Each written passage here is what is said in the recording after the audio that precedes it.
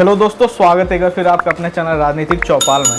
जैसा कि हम लोग संविधान की सीरीज में देख रहे थे, उसमें हम लोग राज्य की विधायिका को देख रहे थे और राज्य की विधायिका में हम लोग विधानमंडल में विधानसभा और विधान परिषद को समझा हमने पिछले वीडियो में। उनकी तुलना की, कुछ हद तक उनकी तुलना केंद्र स्तर की विधायिका, केंद्र स्तर की संसद, केंद्र स्तर के भारत के लोकसभा और राज्यसभा से तुलना करने का प्रयास किया।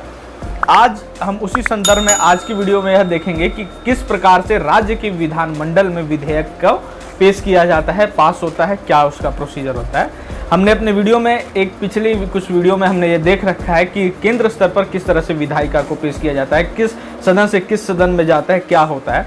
वही सेम चीज़ हम लोग विधानमंडल में देखने का प्रयास करते हैं, राज्य में आज देखने समझने का प्रयास करते हैं कि राज्य स्तर पर क्या होता है। तो आइए ज़्यादा देरी न करते हुए वीडियो को शुरू किया जाता है।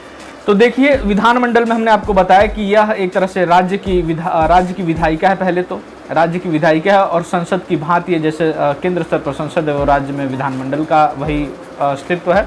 और इसके भी 3 अंग है। वहाँ पर जैसे लोकसभा, राज्यसभा, राष्ट्रपति थे, यहाँ पर विधानसभा, विधान परिषद और राज्यपाल है। ये हमने अपने पिछले वीडियो में बता दिया था। आज हम विधेयक की बात करेंगे। तो विधेयक के बारे में हम आपको बता दें कि विधेयक जो है वो कितना, 2 तरह का विधेयक होता है। ठीक है, 2 तरह का विधेयक होता है। एक होता है धन विधेयक और एक होता है साधारण विधेयक। ठीक है, अभी बेसिक लेवल पर आप यही समझिए कि साधारण विधेयक और धन विधेयक 2 तरह के विधेयक होते हैं। क्लियर है? ठीक, साधारण विधेयक वे विधेयक होते हैं जो किसी भी सदन में पेश किया जा सकता है, जो धन से संबंधी नहीं है। ठीक है, ये बिना किसी अनुमति के पेश किया जा सकता है। ठीक है, किसी भी सदन में पेश किया जा सकता है, लेकिन धन विधेयक केवल विधानसभा में पेश किया जाएगा और राज्यपाल की अनुमति के बाद ही इसे पेश किया जा सकता है। ध्यान रखिएगा, राज्यपाल इसे अपना परमिशन देंगे कि हाँ, आप यह बिल पेश कर लीजिए, खुद कर लीजिए। आइए हम लोग साधारण विधेयक को समझते हैं। देखिए, साधारण विधेयक जो है, इसमें भी हमने जिस तरह से लोकसभा वाले संसद वाले कंडीशन में हमने समझा था कि वह लोकसभा में आकर फिर राज्यसभा में जाता है, या राज्यसभा से आकर लोकसभा में जाता है, फिर राष्ट्रपति पर जाता है, उसी तरह से साधारण विधेयक को पहले समझते हैं। पहला कंडीशन लेते हैं विधानसभा से। मान लीजिए कि कोई विधानसभा में कोई आया बिल, ठीक है, विधानसभा ने इसको यहाँ से पास करके कहाँ भेजा? विधान परिषद के पास। ठीक है, विधान परिषद क्या करेगी कि विधान परिषद भी यहाँ से पास कर दे। मान लीजिए विधान परिषद ने इसको पास कर दिया राज्यपाल के पास। ठीक है, अभी तक यही समझिए। ठीक है, राज्यपाल के पास एक कंडीशन ये बनता है कि विधानसभा के ने पास करके भेजा आपके विधान परिषद के पास, विधान परिषद ने खारिज नहीं किया, पास नहीं किया या रोक के रखा। ठीक है, विधानसभा ने पारित वो नहीं किया या फिर रोक के रखा, या फिर विधान परिषद ने क्या किया कि यहाँ से तो भेजा। क्लियर? यहाँ से मतलब विधानसभा से तो विधान परिषद के पास आया, लेकिन कुछ चेंजेस के साथ इसने वापस भेज दिया विधानसभा के पास। क्लियर? ठीक है, मान लीजिए कि इसने फिर से इस चेंज को फिर से यहाँ चेंज के अपनाया। ठीक है, चेंज करके और अब फिर भेजती है विधान परिषद के पास, तो विधान परिषद या तो पास करे। ठीक है, अब इसे पास करना है और ये चला जाएगा कहाँ? राज्यपाल के पास। क्लियर? ठीक, या फिर एक कंडीशन क्या हो सकती है? एक कंडीशन ये हो सकती है कि ये यहाँ से आ रहा है, लेकिन इसने 3 महीने तक कुछ कहा ही नहीं। किसने? 3 माह तक। 3 माह तक। ठीक है, 3 माह तक कुछ नहीं कहा। क्लियर? अब क्या होगा?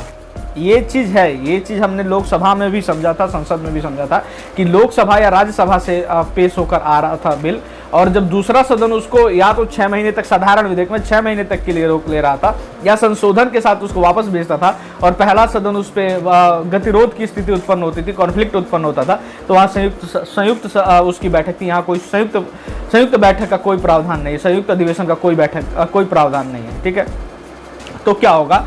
अब फिर कॉन्फ्लिक्ट उत्पन्न होगा। अभी हम इसको यहीं अगले पेज पर चलते हैं।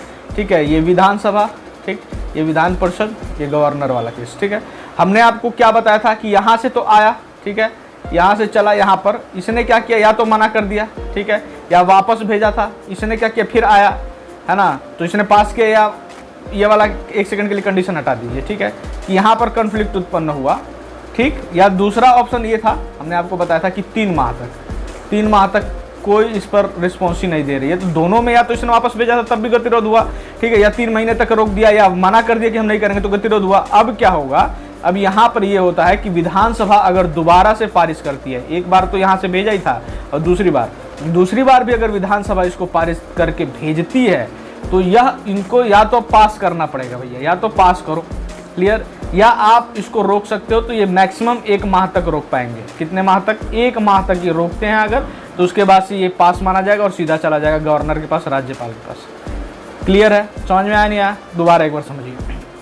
4 कंडीशन है, 2 कंडीशन ये मेन, ठीक है। पहला कंडीशन पहला सिंपल है कि विधानसभा ने भेजा, विधान परिषद के पास, इसने पास कर दिया। दूसरा कंडीशन है कि इसने भैया भेजा, ठीक, ये गोला वाला, इसने संशोधन किया कि नहीं कुछ चेंज है, इसने फिर वापस भेजा। अब ये संशोधन मान रही है, नहीं मान रही है, वो फिर इसने भेज दिया, पास कर दिया तो राज्यपाल के पास, नहीं पास किया तो फिर एक तरह से इसने मना कर दिया, यानी मना किया या 3 महीने तक कोई रिस्पॉन्स ही नहीं कर रही है, कुछ रिस्पॉन्स ही नहीं है कि भैया हम क्या करेंगे क्या नहीं करेंगे। क्लियर है? ये चुपचाप बैठी हुई है। तो ठीक है, तो फिर क्या होता है, फिर वही हमने यहाँ का किया कि वो फर्स्ट वो वाला स्टेज था, सेकंड ये वाला स्टेज हो गया, सेकंड ये वाला स्टेज हो गया। अब अगर यहाँ से विधानसभा पास करके भेज रही है तो इसको या तो पास करना है या मैक्सिमम 1 महीने तक आप रोक के रखो और फिर हम इसको पास मानेंगे और सीधा राज्यपाल के पास चला जाएगा। क्लियर है? फंडा बिल्कुल क्लियर है, यहाँ तक कोई दिक्कत नहीं, कोई डाउट नहीं है। आइए आगे देखते हैं। अब मान लीजिए ये तो विधानसभा से आया, अब अगर मान लीजिए कि अगर यही बिल सीधा विधान परिषद से आता है, यहाँ से चलता है, ये बीच में आप लाइन ले लीजिए ताकि आपको एक वो क्लियर है। यहाँ से मान लीजिए चला विधान परिषद से, इसने भेजा विधान सभा के पास, विधानसभा ने पास कर दिया। क्लियर? तो पास कर दिया तो भाई सीधा गवर्नर के पास गया। क्लियर है? लेकिन अगर मान लीजिए इसने यहाँ से भेजा, यहाँ से भेजा, ठीक, और इसने क्या किया कि यहाँ आकर इसने मना कर दिया कि नहीं, विधानसभा ने, विधान परिषद से बिल साधारण विधेयक पास होकर विधानसभा में आता है और विधानसभा उसको मना कर देती है कि नहीं हम इसको पास नहीं करेंगे, तो क्या होगा, विधेयक समाप्त हो जाएगा। ये ध्यान रखिएगा, विधेयक समाप्त हो जाएगा। क्लियर? सिंपल सा। अरे भैया जब विधान परिषद की खुद की स्थिति, खुद का उसका अस्तित्व विधानसभा के ऊपर टिका हुआ है, विधानसभा चाहे तो विधान परिषद को हटा दे, तो ये तो फिर विधेयक है। समझने वाली बात है। क्लियर है ना? ध्यान से समझ लीजिए, इसमें कोई दिक्कत नहीं। अब आइए एक एक्स्ट्रा पेज लेते हैं और इस पर हम समझाते हैं राज्यपाल के पास कुछ शक्तियाँ होती हैं, राज्यपाल के पास क्या शक्तियाँ होती हैं। तो देखिए राज्यपाल के पास जब विधेयक जाता है तो क्या क्या शक्तियाँ हो सकती हैं, हम आपको वो समझाने का प्रयास करते हैं। क्लियर है? एक सेकंड बस। हाँ, यहाँ पे थे हम लोग, है ना? एक मिनट, यस, ये हमने समझा दिया था। अब हमने बताया था कि आपको यहाँ से राज्यपाल के पास आ गया, ठीक है, पास होकर विधेयक जो है। अब यहाँ हम लिख लेते हैं विधानमंडल, क्योंकि विधानमंडल का तो हमने समझा दिया आपको, साधारण विधेयक के संदर्भ में बात कर रहे हैं, ध्यान रखिएगा, ठीक है। और ये हो गया आपका राज्यपाल, राज्यपाल के पास। अब यहाँ से मान लीजिए बिल आया, विधानमंडल से पास होकर बिल चला, ठीक है, ये चल रहा है और ये आ गया राज्यपाल के पास। राज्यपाल क्या करेंगे, या तो पास कर देंगे, तो पास कर दिए तो भैया वही एक्ट बन जाएगा, अधिनियम बन जाएगा। दूसरा ये यहाँ से आया, राज्यपाल क्या किए, मना कर दिए तो खारिज हो जाएगा, नहीं बनेगा। क्लियर? तीसरा क्या किए कि ये इसको पुनर्विचार के लिए लौटाए, पुनर्विचार के लिए कि भैया दोबारा विचार करो, गोला वाला ऐसा वाला जो साइन हमने पहले यूज किया, तो पुनर्विचार के लिए इसके पास भेज दिए। क्लियर? अब अगर यहाँ से पुनर्विचार होकर ये फिर से ये भेज रहे हैं दोबारा, चाहे उसमें संशोधन के साथ कि ठीक है सर आपने जो बोला है हमने उस पर चेंज किया है, ये लीजिए हम चेंज के साथ भेज रहे हैं, या बिना संशोधन के भी अगर ये इसको भेज रहे हैं, तो क्या होगा, तब ये होगा कि राज्यपाल को पास करना ही पड़ेगा। राज्यपाल को क्या करना पड़ेगा, पास करना ही पड़ेगा। अगर पुनर्विचार के बाद से अगर जिस स्थिति में भी विधेयक आएगा उस पर राज्यपाल को पास करना पड़ेगा। 3 कंडीशन हमने आपको समझा दिया, पहला पास करेंगे, दूसरा खारिज कर देंगे, तीसरा पुनर्विचार के लिए भेजेंगे। लेकिन तीसरे में भी अगर पुनर्विचार जैसे आता है उस हिसाब से ही राज्यपाल को पास करना पड़ेगा। और चौथा कंडीशन एक हो जाता है, राष्ट्रपति के लिए रोक देंगे। किसके लिए? राष्ट्रपति के लिए, राष्ट्रपति के लिए रोक देंगे कि राष्ट्रपति साहब के लिए हम इस विधेयक को रख देते हैं, राष्ट्रपति साहब इस पर विचार विमर्श करेंगे। तो अगर यह विधेयक राष्ट्रपति के पास जाता है तो राष्ट्रपति क्या कर सकता है, राष्ट्रपति मंजूर करेंगे, राष्ट्रपति खारिज कर देंगे, या राष्ट्रपति भी इसको पुनर्विचार के लिए अपना वो कर देंगे, पुनर्विचार के लिए वापस भेजेंगे। ठीक, अगर पुनर्विचार के लिए भेजते हैं तो विधानमंडल को, ये ध्यान रखिएगा, ये पुनर्विचार के लिए अगर राष्ट्रपति भेजते हैं विधानमंडल को, तो विधानमंडल को 6 माह के अंदर जवाब देना जरूरी है। 6 माह के अंदर जवाब देना जरूरी है। इसमें भी सेम राष्ट्रपति के पास भी 4 विकल्प हैं। पहला पास कर देंगे, विधेयक बन जाएगा, दूसरा मना कर देंगे, विधेयक बन जाएगा, तीसरा अगर मान लीजिए कि पुनर्विचार के लिए भेज दिया। अब आप हमें बताइए, हमने उसमें देखा था क्या नाम है, राज्यपाल वाली कंडीशन में कि विधानमंडल अगर दोबारा भेज रही थी यहाँ पर पुनर्विचार को, तो वो इसको पास करने के लिए राज्यपाल बाध्य थे। लेकिन अगर मान लीजिए फिर से विधानमंडल इसको पास करके, चाहे संशोधन के साथ या बिना संशोधन के वैसे ही दोबारा पास करके राष्ट्रपति के पास भेजेगी, तो राष्ट्रपति क्या करेंगे? इसके मामले में हमारा संविधान क्या है, मौन है। यानी कि इसके मामले में संविधान में यह वर्णन नहीं है कि राष्ट्रपति से आप क्या करेंगे। ऐसा कुछ नहीं लिखा है कि उनको पास करना ही पड़ेगा, ऐसा कुछ नहीं लिखा है कि वो खारिज कर सकते हैं, वो मौन है। और तीसरा इनके पास तो जेबी वीटो है ही कि अपने आप पड़े रहने देंगे, यहीं पर पड़े रहो, पढ़ते पढ़ते विधेयक सड़ जाएगा, है ना। अगले उस पर चलते हैं। ये साधारण विधेयक है, अगर नहीं समझ में आया तो आप हमें कमेंट करके बताइएगा, हम दोबारा इसको समझाने का पूरी तरह से दोबारा प्रयास करेंगे। नेक्स्ट वीडियो विधेयक जो धन विधेयक, धन विधेयक में भी सेम कंडीशन है, ठीक है। ये बहुत ही सिंपल है लेकिन थोड़ा सा पेचीदा, आप समझने का प्रयास करिए, आसानी से समझ में आएगा। दोबारा वीडियो देखिएगा, अगर नहीं समझ में आ रहा है तो वरना कमेंट करके बताइएगा। देखिए विधान इसमें इसके पास तो पावर है ही नहीं, ये तो पहले ही खारिज हो गया है ना, इसके पास तो पावर है नहीं। आपको पता है कि वहाँ पर भी राज्यसभा के पास पावर नहीं था, इसके पास पावर है नहीं, पावर इसी के पास है। यहाँ से पेश हुआ, क्लियर। अब भैया इनके पास आ गया, ये क्या करेंगे, या तो पास करेंगे, वही चीज़ इनके पास जाएगा, ठीक है। अब ये देखेंगे ये क्या करेंगे, है ना। यहाँ से पास किए, यहाँ गए, ये भैया मना तो नहीं करेंगे, ये मना तो नहीं करेंगे, क्लियर।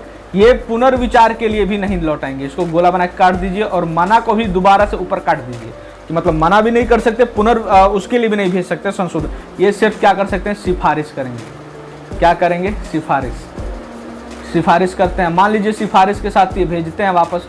अब इनकी मर्जी है, विधानसभा की मर्जी है कि ये वापस पास करके कैसे भेज रहे हैं, सेम टू सेम भेज दे रहे हैं, क्या भेज रहे हैं, जिस स्थिति में भी भेजेंगे पास हो जाएगा, क्लियर।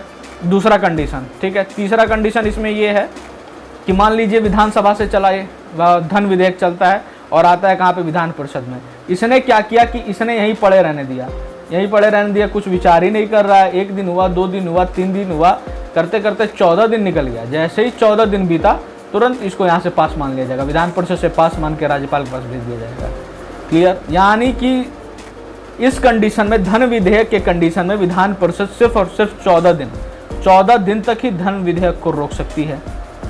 साधारण विधेयक में कितने दिन तक रोक सकती है, ये बेसिक है, आपको पता होना चाहिए। नहीं पता है तो आज जान जाइए कि 3 माह पहली बार में। अगर पूछता है कि पहली बार में कितनी बार, दूसरी बार में कितनी बार, तो दूसरी बार में 1 माह। कुल पूछे कितने दिन तक रोक सकती है, तो 4 माह तक, ये ध्यान रखिएगा।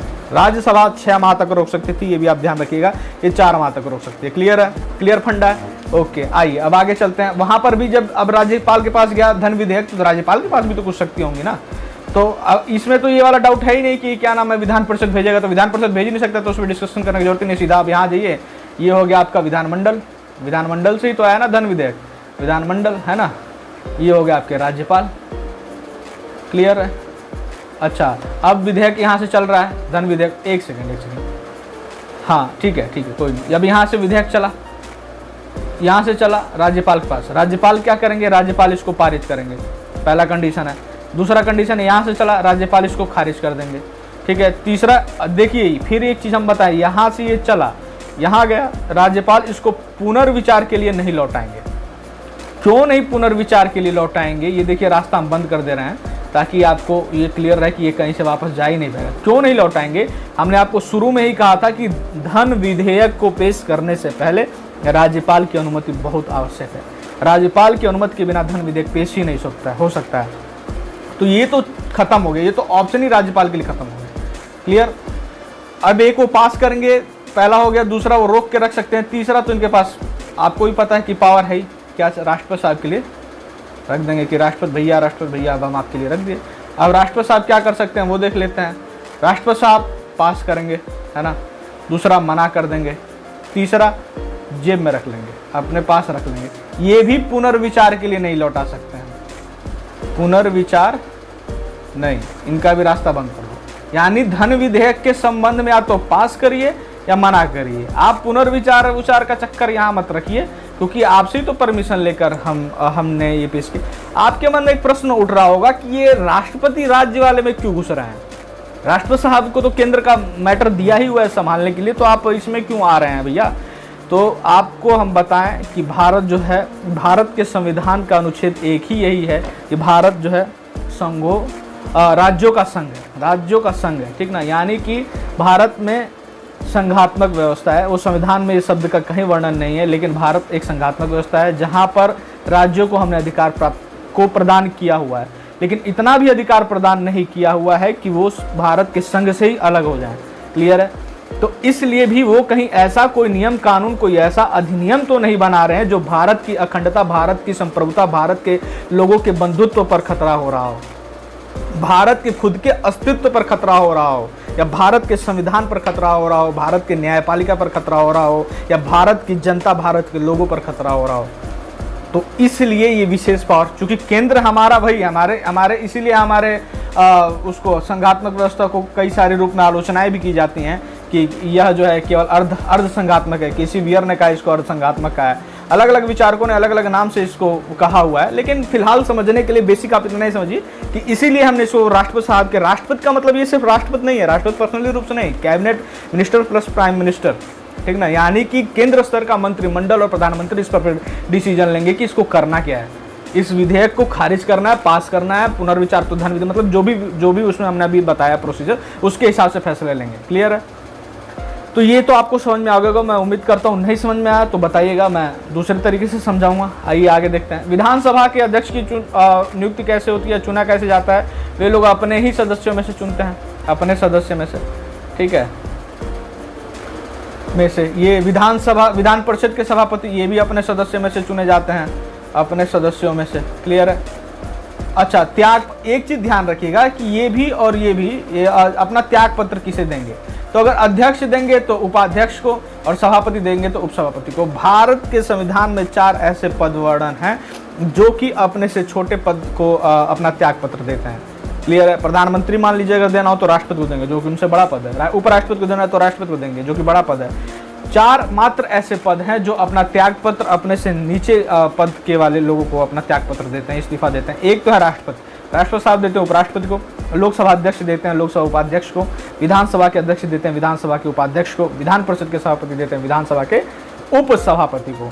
एक चीज और, राज्यसभा के सभापति किसको अपना इस्तीफा देते हैं? अगर आप हमें कमेंट में बताएं तो बहुत खुशी होगी। ठीक है, चलिए आगे चलते हैं, नहीं तो हम ही बताएंगे। ठीक है, आइए गणपूर्ति वही कोरम की बात की जाए तो यहाँ पर भी 10% है, वहाँ पर भी 10% था। लोकसभा में भी चारों सदन में, चाहे लोकसभा हो, चाहे राज्यसभा हो, चाहे विधान परिषद हो, चाहे विधानसभा हो, ठीक है, चारों के चारों उसमें गणपूर्ति कोरम 10%, 1/10वां हिस्सा होना चाहिए कम से कम। क्लियर? आहूत जो है कौन करता है? विधानमंडल को तो राज्यपाल करते हैं। सत्रवासन कौन करता है? तो राज्यपाल करते हैं। ठीक है, स्थगन कौन करता है? तो सदन के अध्यक्ष अगर हैं तो वो करेंगे, सभापति हैं तो वो करेंगे। स्थगन का मतलब है कि स्थगित करना, कि हम इतने दिन के लिए, 2 दिन के लिए, 3 दिन के लिए, अनिश्चित काल के लिए, 1 घंटे के लिए को हम, जैसे आप देखते होंगे, अगर ये सब देखा करिए, पॉलिटिकल साइंस स्टूडेंट होने के नाते कभी राज्यसभा लोकसभा लगा कर देखिए, बहुत आनंद आएगा। अब तो संसद टीवी के नाम से आता है, तो उसमें आप देखेंगे कि क्या नाम है कि संसद सदन चल रहा है और विपक्ष वाले या सरकार के जो लोग हैं या वहाँ उठकर हंगामा कर रहे हैं, कार्यवाही में बाधा उत्पन्न कर रहे हैं, तो क्या करते हैं, जो अध्यक्ष या सभापति होंगे वो क्या कहेंगे कि हम स्थगित करते हैं, सदन को स्थगित करते हैं 1 घंटे के लिए, लंच के लिए, 2 घंटे के लिए, 2 दिन के लिए, 3 दिन के लिए, या अनिश्चित काल के लिए। सत्रावसान वो होता है कि एक सत्र की समाप्ति। सत्र की समाप्ति का मतलब कि हमारे संविधान में वर्णन है कि 2 सत्रों के बीच 6 माह से ज़्यादा का गैप नहीं होना चाहिए, साल भर के अंदर। ठीक है, मान लीजिए अगर एक सत्र बैठा जनवरी में, सपोज फॉर एग्जाम्पल, तो अगला जब ये खत्म होगा उस दिन के बाद से और अगले की शुरुआत के बीच में 6 माह से ज़्यादा का गैप नहीं होना चाहिए। क्लियर? ये तो संविधान में मेंशन है, लेकिन हम लोग परंपरा के उसमें अपने 3 सत्र चलाते हैं साल में, यानी कि 3 महीने से ज़्यादा लगभग गैप नहीं हो, 4 महीने से ज़्यादा गैप नहीं होता है। आप देखिए कैसे, पहला चलता है बजट सत्र, साल का प्रारंभ में बजट सत्र चलता है, उसके बाद से मानसून सत्र चलता है जो जुलाई अगस्त में चलता है, फिर लास्ट में चलता है कौन सा, आपका शीतकालीन सत्र। 3 सत्र चलते हैं, ठीक ना। तो ये जो सत्र की समाप्ति होती है तो वो भी राज्यपाल ही करते हैं, और सत्र को जो बुलाया जाता है आहूत, वो भी राज्यपाल करते हैं, राज्य की विधानमंडल की। ध्यान रखिएगा, संसद का नहीं, संसद के राष्ट्रपति करेंगे। क्लियर है? चलिए, और ये हमने आपको बताई दिया विधेयक। तो ये छोटी सी वीडियो आपको कैसी लगी हमें कमेंट करके बताइए। ठीक है, मैंने अपनी तरफ से पूरा प्रयास किया है कि आपको साधारण भाषा में अच्छे से अच्छे तरीके से समझा पाऊँ। इसको दोबारा देखिए, अगर नहीं समझ में आया तो नहीं भी समझ में आया तो आप हमें कमेंट करके बताइएगा, मैं दोबारा प्रयास करूँगा। ठीक है, अगर आप नए हैं चैनल पर तो सब्सक्राइब करिए, लाइक करिए, अपने दोस्तों को शेयर करिए, मन लगाकर पढ़ाई कीजिए। भर्तियाँ आप दूर नहीं है, इसमें कोई दो राय नहीं है, भर्ती बहुत सामने एकदम नज़दीक है, सामने दिख रही है, अब आपको लेने की आवश्यकता है। ठीक है, मिलते हैं अपने नेक्स्ट वीडियो में, तब तक के लिए जय हिंद, जय भारत।